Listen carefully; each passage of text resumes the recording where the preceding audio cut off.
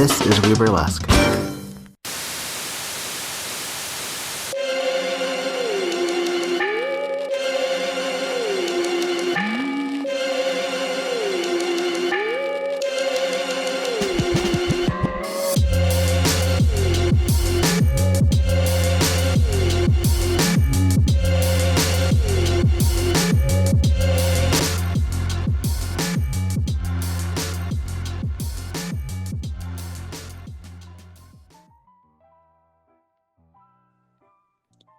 Hi, my name is Lilly Rascal. I've been a performer for about, 14 years, and teaching for a long time and producing for a long time.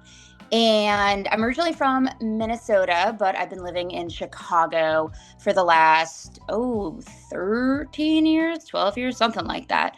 And through all of the places that we've performed there, there's a lot of different historical theaters, theaters that used to be old buildings and used to be old things. So in these years, I feel like I have seen or felt a lot of creepy or haunting feelings over the past couple years. Weird backstory of me, and I always preface this with, you can believe me or you don't have to believe me. It's completely up to you. But I come from kind of a family of different kinds of mediums. They all kind of have different ways of coming between like me and my brother and my dad and my mom especially.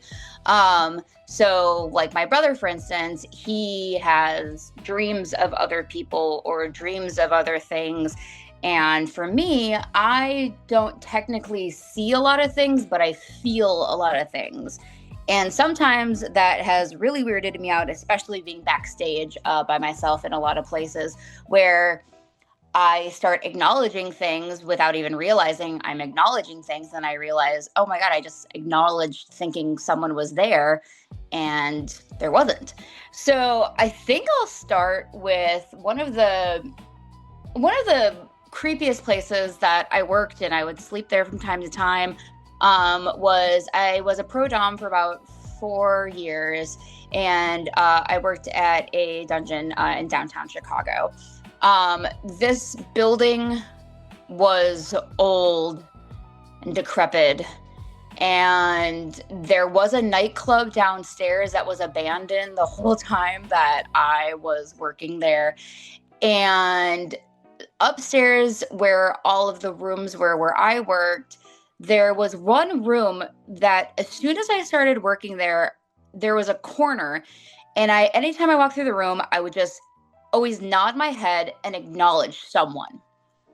And it took me a moment to realize that I was even doing that. And I've come to realize that's kind of what I do when I have felt things or presences, is like, I think it's like a person. Or when you're walking down the street and you just want to be like neighborly and you like nod to someone, that's what I was doing, but to no presence.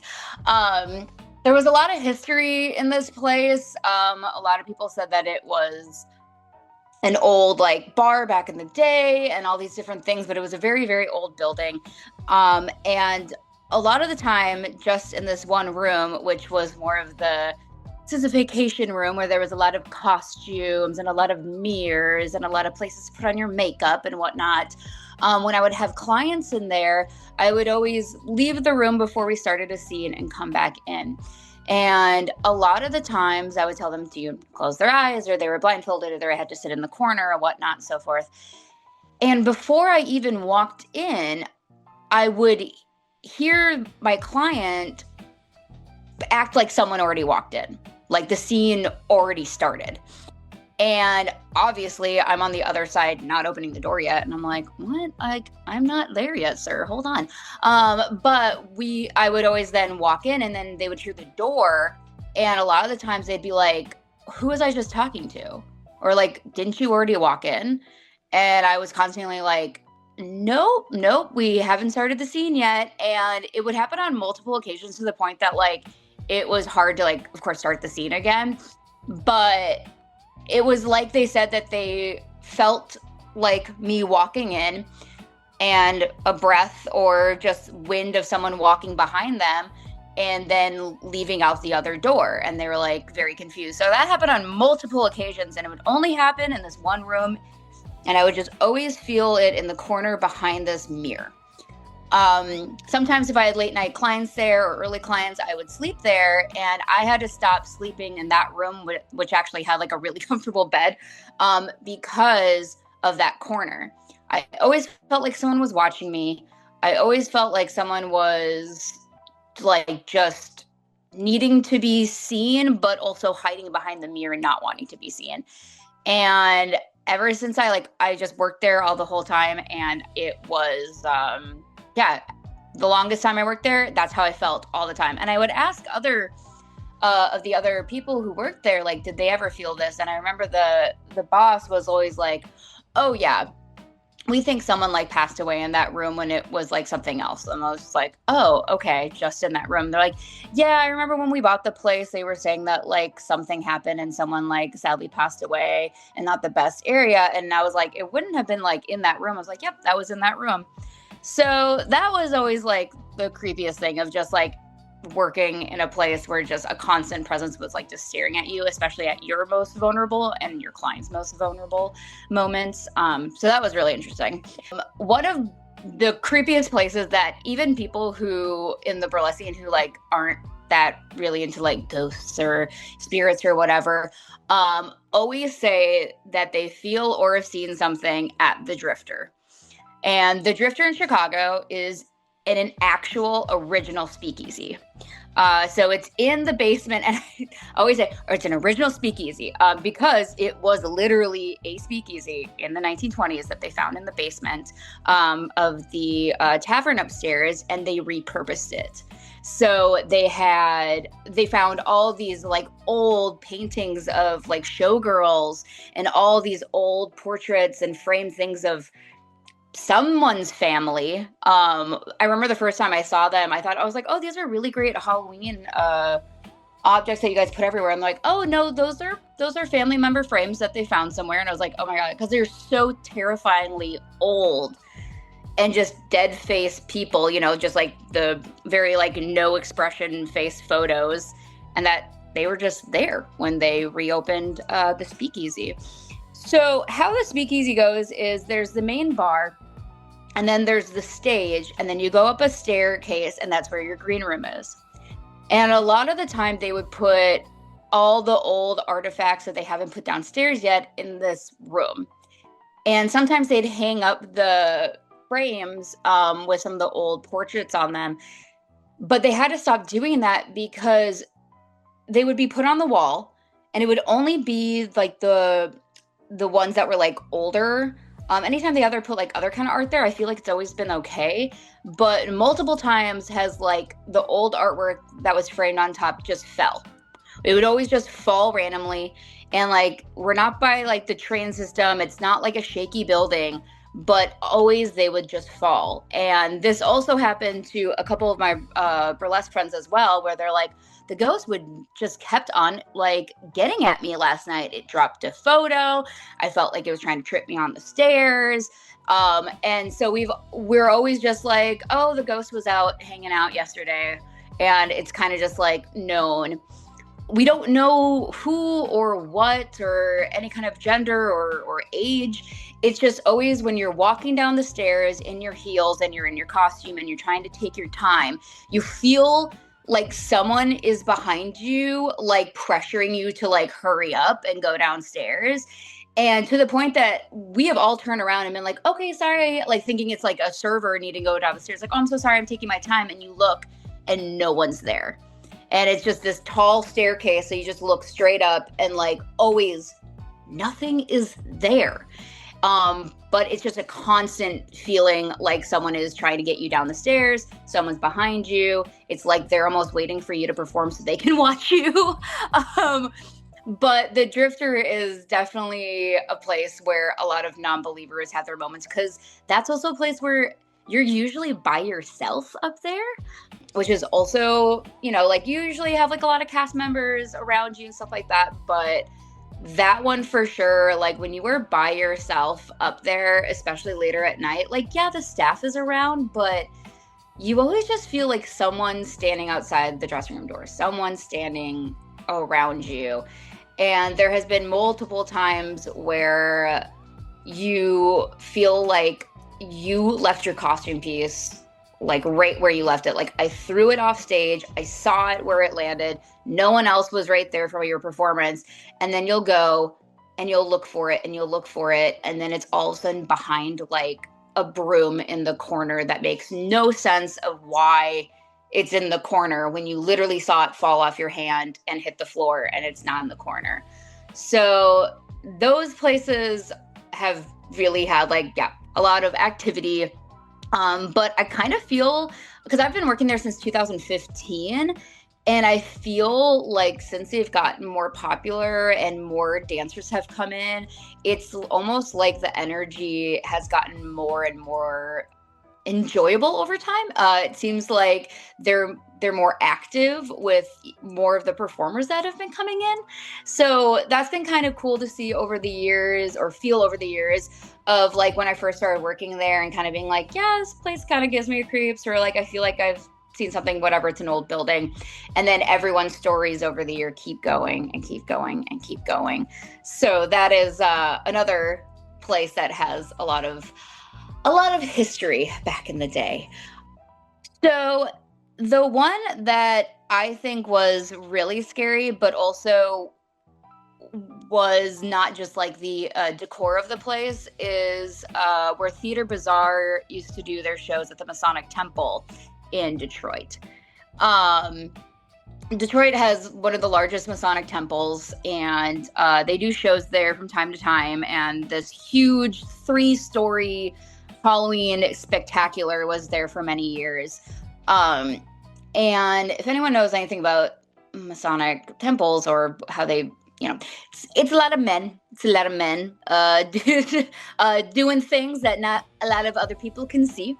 And we had kind of free range, like, of the place. The dressing room was definitely in this weird corridor that I think they used for different kinds of, like, when they were having meetings or stuff. It was the creepiest part about it was 3 stories of a Halloween extravaganza.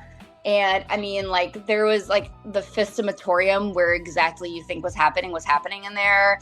There was the silent room, which was basically, it looked like a beautiful, like, church kind of pew area. And there were people doing like humming noises and people walking around. And if you went in there and you talked, they would like tell you to shush. Like, you had to be quiet in that place. And it was actually kind of nice with all the chaos going on, like, to go in there. But when we just needed like a moment to get some air, there was this rafter area that you would go up just to get some like fresh air. And I remember trying to find my 2 friends that went up there a little earlier, and I got like kind of lost in the and I kept on thinking I would see them and go towards them, and then no one would be there. And it kept happening over and over again, to the point that I was like, I'm done. I can't do this. Like, I have no idea where I am right now. I'm in these freaking rafters just trying to find a friend. And I keep seeing people in front of me, and I keep going to them, and then like no one's there. That place was also really creepy because there were rooms where they had their own security because people couldn't go into certain rooms. And there was one room where no women were allowed. So they had their own security in front of these rooms where women weren't allowed. And I thought that was just also really creepy because they were so wonderful, like letting, what to use in the place. And then that room was so like, couldn't be there. There was also a huge Olympic-sized pool on the top floor.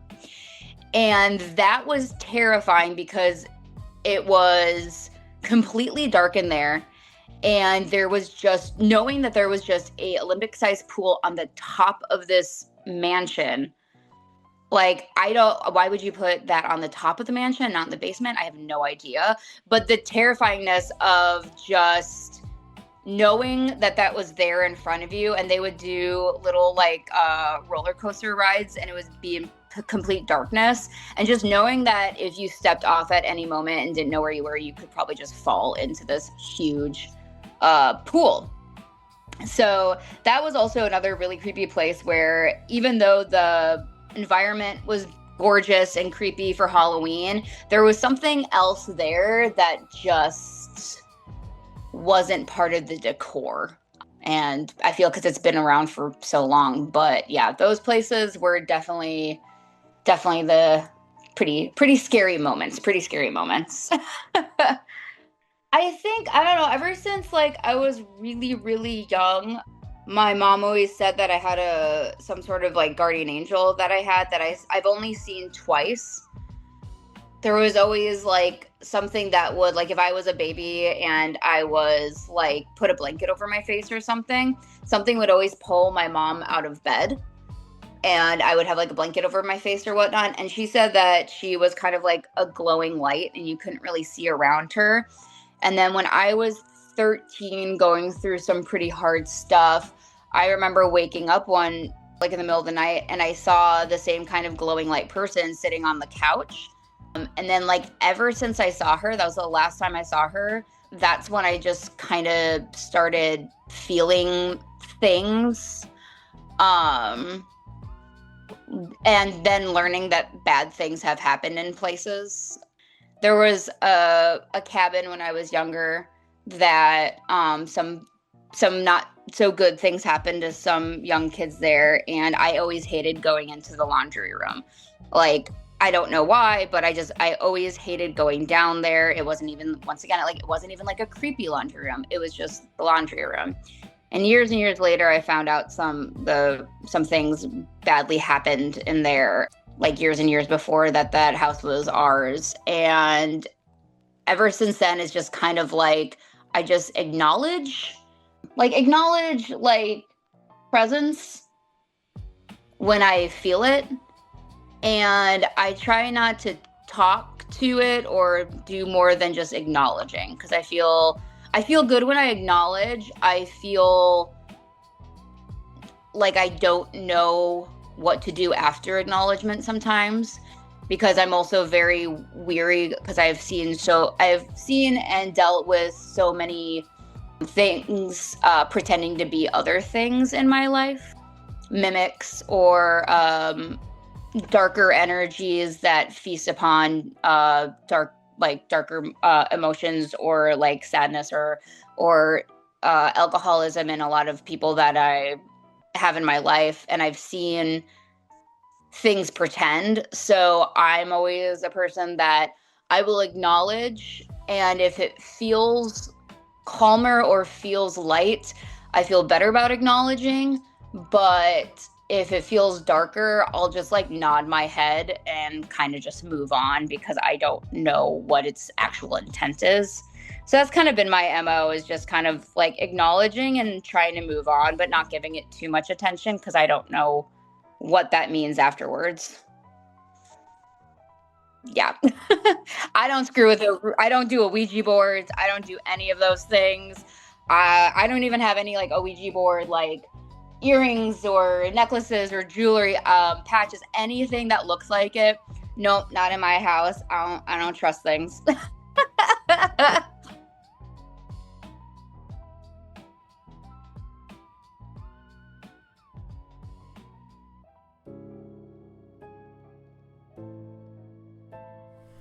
Oh hi, I'm Petra Fried, idiot drag queen and sturdy lady, coming to you from the hills of NYC, Colorado, and California. On October 13th, 2013, I arrived at a familiar house on Driftwood Court, tucked away in the quiet suburban sprawl of Loveland, Colorado. It was Nana and Papa's house, exactly as I remembered it. Not distorted, not skewed, not unusual, just crystal clear in memory. The day was bright and sunny, a warm fall afternoon. Nana opened the door, stylish as ever, though she looked younger, just as I had remembered her when I was a child. Nana was glamorous, and of course, she would insist on appearing as the most beautiful version of herself that I could remember. As she always did with her grandsons, she swooped me inside, doting and overflowing with excitement for our visit. I moved through the familiar space. I remember the house so distinctly that day. I remember the small utilitarian kitchen and searching through the fridge, always packed full with Papa's Diet Coke. I remember how the office doors, reflecting the afternoon sunlight from the front windows, seemed to light up the room. It was so bright. I remember taking a seat on the living room sofa opposite my Nana. She smiled at me, eyes bright and joyful. We visited and caught up. We laughed. Nana loved to laugh. She smelled of perfume and cigarettes, thinly veiled by juicy fruit gum, the same as always. We talked about her being gone. I said, now that you've died, you can do all the things you were scared to do when you were alive, like fly in an airplane. And she beamed. Yes, she said, I'll come visit you in New York. I was so happy to be with her. In those few moments, we were the only two in the universe. I woke up in my apartment in Brooklyn.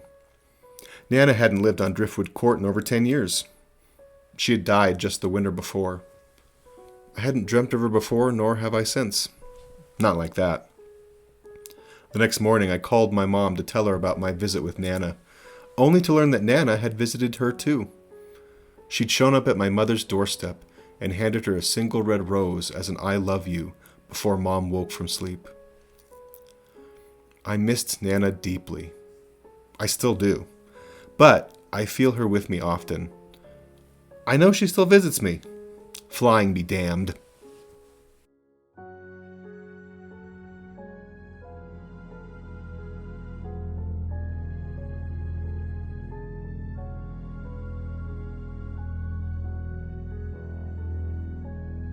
Years ago, when I was living in Texas, I was dating this guy who worked as a pipe fitter. It was a demanding job. We'd go through periods where we wouldn't see each other sometimes for weeks at a time. And at one point, he was hired for a project just outside of New Orleans. And since he was going to be gone for 2 or 3 weeks, he asked me if I'd like to come stay with him. And of course, I said yes. The motel he was staying at was interesting. It was old and dated. The foyer was almost like a corporate office lobby. It had very little furniture and no reception desk, but there was a large water feature that looked like it probably had koi fish in it at one point in time. The water was still and dark green and smelly, so I don't think it worked, but that smell permeated the entire building. The lobby was cold too, and it was dead quiet, almost like we were the only people there. I don't even really remember there being any kind of receptionist or housekeeping team. I never saw another person while I was there, except for the attendant at the gas station that was attached to the motel. And when I say attached, I don't mean the motel was a separate building next door to a gas station, but that the gas station and the motel were all one building, which led me to realize this was likely a truck stop. When we got to the room, I remember it being a little nicer than I had anticipated based on the lobby. It had a washer and dryer, a full kitchen with a dishwasher and a back patio. It was definitely dated looking, but it was roomy. And it had an interesting floor plan. When you walked in, you were immediately greeted by the living room, which also served as the bedroom, with the pull-out couch on one wall and the TV and dresser on the opposite wall. From the living room, you'd walk into the kitchen / dining room, which was separated from the living room by a partition wall, but the wall didn't go all the way up to the ceiling, so you could see all the way to the back of the motel room when you were standing in the living room. Further back was the bathroom opposite the laundry room, and then a door that led out to the back patio. My first few nights there were pretty normal. My boyfriend had a set routine where he had to be out the door by 3 or 4 a.m. and he'd be gone until about 5, 6, 7 p.m. So he was putting in 13, 14, sometimes 15 hours a day. Every couple of days, he would get 1 full day off. So it was a lot of hanging out in the room, watching movies, napping together so he could get caught up on rest. On the days he went to work, I would get up with him, we'd have breakfast, I'd pack him a lunch, and then I'd go back to bed for a bit before I'd get up to start my own day. Everything was pretty normal up until about the fourth night I was there. That night, we went out for dinner, and then we went back to the motel, put a movie on, and fell asleep. He got up around 2 like usual, and I got up with him, made breakfast, packed lunch, we kissed as he walked out the door, and then I laid back down. I dozed off and woke up a short time after that, just feeling off. The old water smell in the motel seemed extra strong, and it was just eerily quiet, like you could hear a pin drop.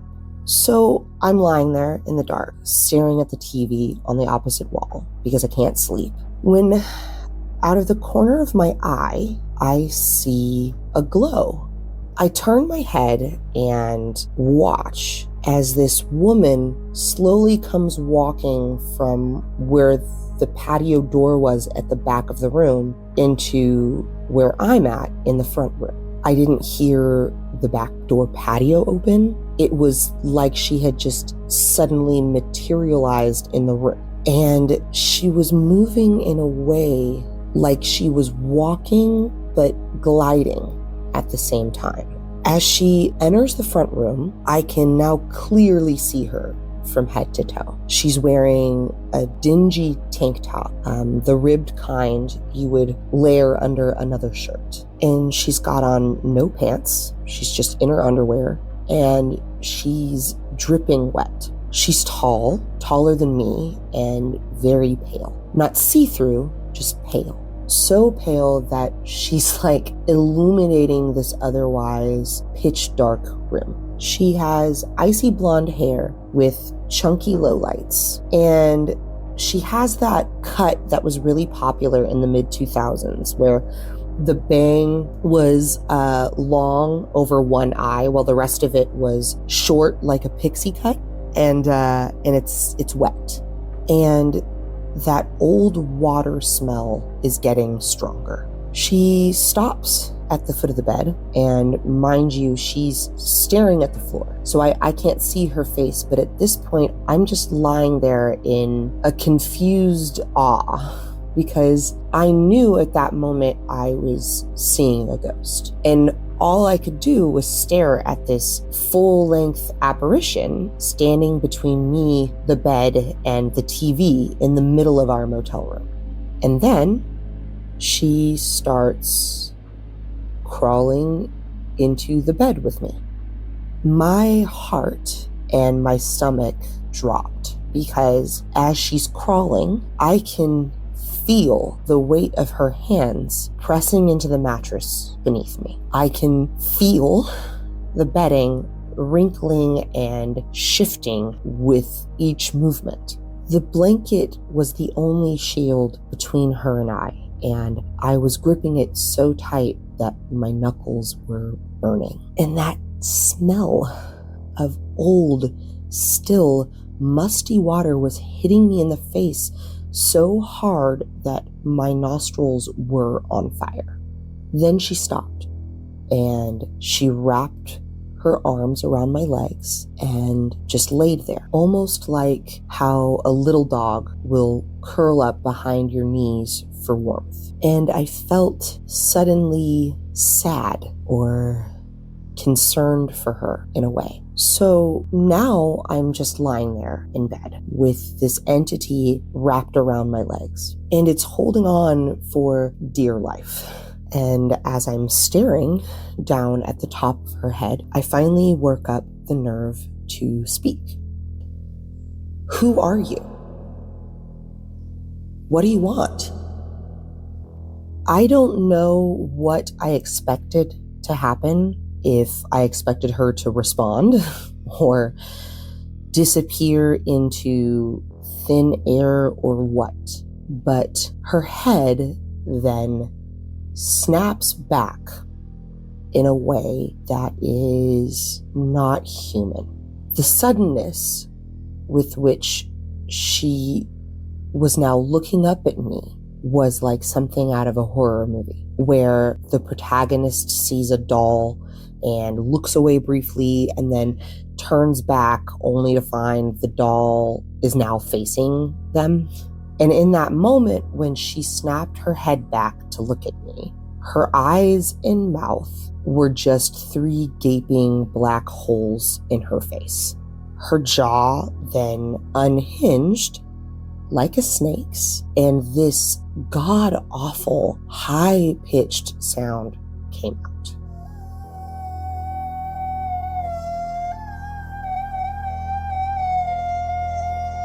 The sadness and concern I had for her briefly was then gone, and I was terrified. I let go of the blanket for the first time, and I shut my eyes, and I covered my face with my hands like Danny from The Shining.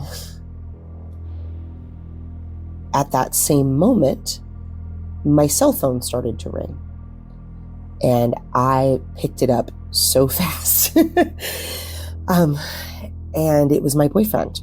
And in his very sweet Southern accent, he was like, "Hey baby, I was just calling to check in and see how you're doing." I shot up in bed, turned on the bedside lamp, and looked around. The room was empty. There was no one there. As I'm frantically looking around, I can hear him on the other end. "Baby? Hello? Baby, are you there?" I don't remember if I told him what happened, but I do remember that after I got off the phone with him, I could not fall back to sleep to save my life. I flipped on the TV and I put on cartoons. I turned on every light in that room. I did everything I could think of to feel safe and wholesome again, but every time I felt myself nodding off, I'd suddenly feel the hands on the bed again. I would feel the weight of somebody getting into bed with me. Eventually, I said, screw this, and I got up, I got dressed, and I went across the street to the Walmart, where they had some fast food chain inside, and I sat at a table and I waited there all day for him to get off work, because I refused to go back into that room alone. Now, I had experienced sleep paralysis a time or two before this, but never to that extent, and never in a way that made me question my reality afterward. And ever since then, sleep paralysis is something I experience multiple times a week. For those of you that don't know, sleep paralysis is a phenomenon where some people will experience being conscious but immobile during a REM cycle, which is the state that exists somewhere between being asleep and awake. So your body is unresponsive, but your brain is active, and you'll hallucinate some pretty terrifying things. Some people report seeing a figure in the corner of their eye, or a dark presence just out of view. And because you're paralyzed, you can't turn your head to look and see who's there. You just know there is someone hovering behind you. Others hear noises like phantom footsteps or voices, sometimes even a sudden scream in their ear that jolts them awake. I myself will often experience trying to call out for help, but not being able to make a noise. And it's horrifying.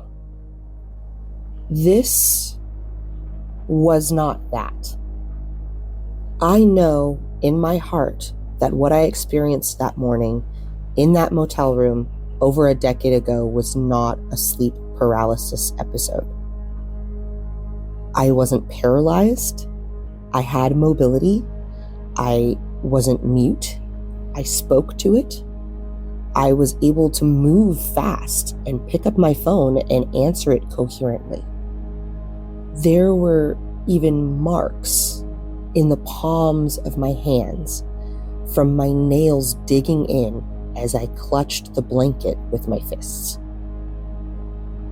That wasn't a hallucination.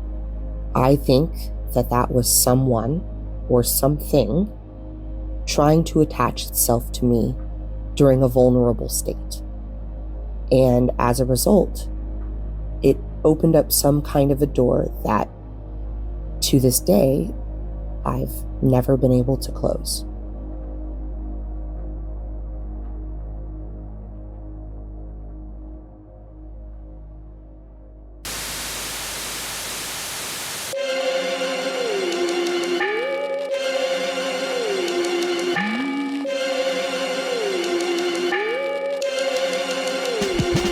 All tales are those of the original storytellers. All unique recordings under the heading of WE-Boo-Lesque or We-Burlesque are property of White Elephant Burlesque, We-Burlesque Podcast, and Victor Devon.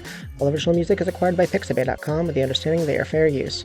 For more information, please visit WeBurlesquePodcast.com, rate, follow, and subscribe accordingly. Happy Halloween.